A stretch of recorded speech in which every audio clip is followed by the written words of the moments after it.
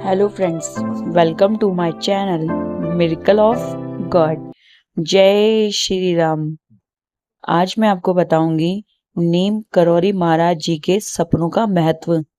क्या बाबा जी या उनसे जुड़ी हुई कोई भी वस्तु हमारे सपने में आती है तो बाबा का क्या आशीर्वाद होता है हम पर, जानिए मेरी इस वीडियो में। वीडियो पसंद आए तो लाइक करना, चैनल को सब्सक्राइब जरूर कीजिएगा और कमेंट में जय श्री राम लिखना ना भूलिएगा। और बाबा जी से जुड़ी हुई सच्ची घटनाएं जानने के लिए मेरी वीडियो को देखते रहिए। आपको मैं बताती हूँ कि नीम करौरी महाराज जी का सपना जिसको आ जाए वह तो बहुत भाग्यशाली होता है। बाबा जी के सपने आना यही बहुत भाग्यशाली वाली बात है।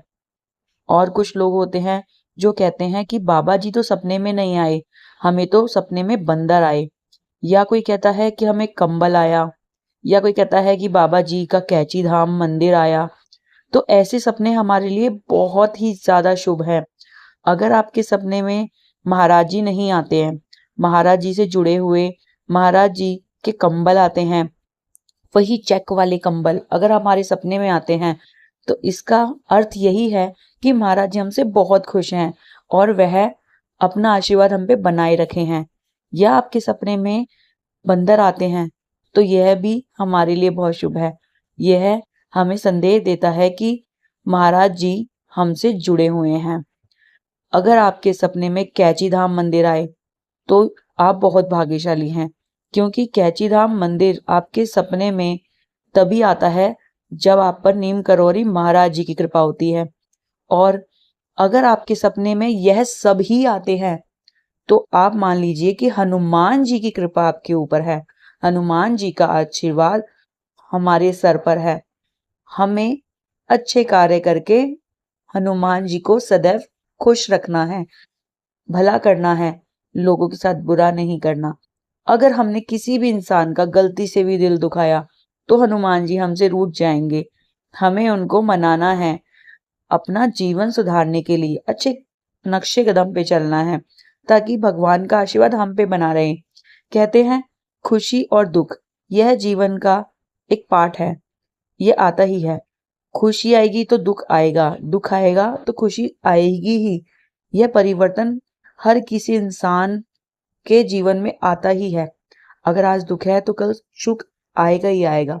पर आपको अपने भगवान पर पूरा विश्वास रखना है और सपने जिसको आते हैं और जिसको याद रह जाते हैं उसको इस बात का हमेशा ध्यान देना चाहिए कि अगर नीम करौरी महाराज जी से जुड़े हुए आपको सपने आते हैं, नीम करौरी महाराज जी और अन्य देवी देवताओं के भी अगर आपको सपने आते हैं, तो आपको खुश होना चाहिए कि उनका आशीर्वाद हमारे सर पर है।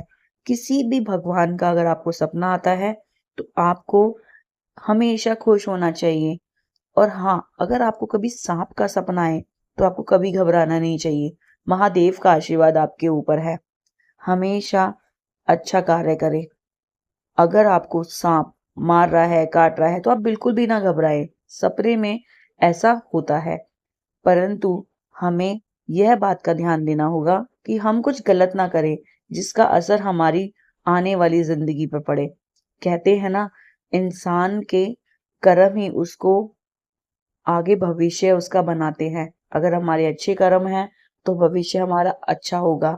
अगर कोई दुख आया भी तो वो भी पता भी नहीं चलेगा कब टल जाएगा, क्योंकि दुख के बाद सुख आता ही है। यह कहते हैं श्री कृष्ण भगवान जी कि जब दुख आता है तो सुख आएगा ही। इसलिए हमें इस बात का ध्यान रखना है कि हम अगर किसी साथ गलत करेंगे तो वह वापस लौटकर हमारे पास जरूर आएगा। इसलिए हमें किसी का दिल नहीं दुखाना। अगर आपकी वजह से कोई रोता है तो ये बहुत बुरा है। अगर आप किसी का भला करते हैं, दान पुण्य करते हैं और किसी की भी मदद करते हैं, अगर आपके पास पैसे भी नहीं हैं परंतु आप किसी भी इंसान की किसी भी कार्य में कोई भी सहायता करते हैं, तो इससे भगवान बहुत खुश होते हैं। भगवान सच्चा दिल देखते हैं और वैसे भक्तों को, ऐसे इंसान को कभी ज्यादा कष्ट ही नहीं देते। ऐसा भी होता है कि आपके अच्छे कर्म आपके जो बुरे कर्म हैं उनको भी खत्म कर देते हैं। जानिए महाराज जी की एक भक्त की छोटी सी कहानी। एक भक्त महाराज जी का सपना देखती हैं कि वह पहाड़ी पर चढ़े जा रही हैं और अचानक से पहाड़ी से गिरने का डर उनके मन में बैठा हुआ है। यह बड़ा भयानक सपना था। अपने परिवार के साथ पहाड़ी चढ़ रही हैं और ऐसा लग रहा है कि अब गिरी। फिर उनको अचानक से शेषनाग दिखते हैं। वह देखकर वह और ज्यादा घबरा जाती हैं। वह फिर देखती हैं कि वह फन फैलाए उनको आशीर्वाद दे रहे हैं। तब वह थोड़ी खुश होकर और चढ़ाई चढ़ती हैं। जब वह चढ़ाई चढ़कर एक गुफा में पहुंचती हैं, ऊंची चोटी पर, तब उनको महाराज जी के दर्शन होते हैं। महाराज जी वहां पर तपस्या कर रहे होते हैं। फिर वह महाराज जी को प्रणाम करती हैं। महाराज जी उनको एक मंत्र लिख कर देते हैं। महाराज जी उस मंत्र को पढ़ने को कहते हैं ताकि उनका भय हमेशा के लिए दूर हो जाए।